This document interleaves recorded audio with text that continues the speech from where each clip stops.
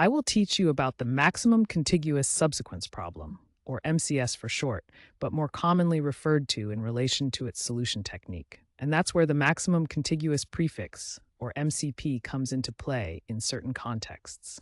Look at this graph where we have a sequence of numbers, some positive and some negative, and we're trying to find the maximum sum of a contiguous subsequence. This is a fundamental problem in computer science and has numerous applications in data analysis and algorithm design.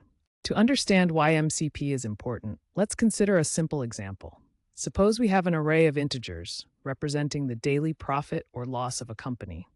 We want to find the maximum contiguous subsequence sum, which represents the maximum profit over a continuous period.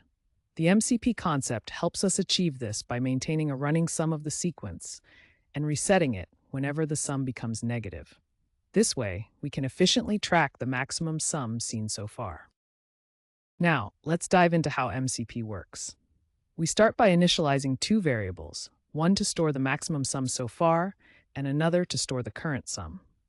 As we iterate through the sequence, we add the current number to the current sum. If the current sum becomes negative, we reset it to 0, effectively starting a new subsequence. We then compare the current sum with the maximum sum and update the maximum sum if necessary. Look at this visualization, where you can see the current sum and maximum sum being updated as we iterate through the sequence.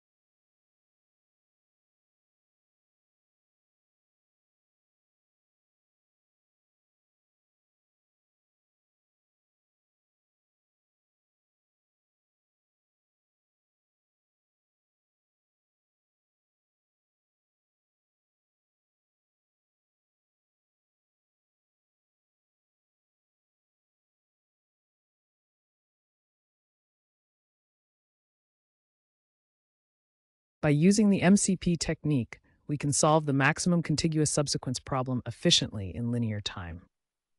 I encourage you to practice this with different sequences and explore more about how this technique can be applied to various problems. Do you have any questions about the maximum contiguous prefix or its application to the maximum contiguous subsequence problem? Ask more questions to deepen your understanding.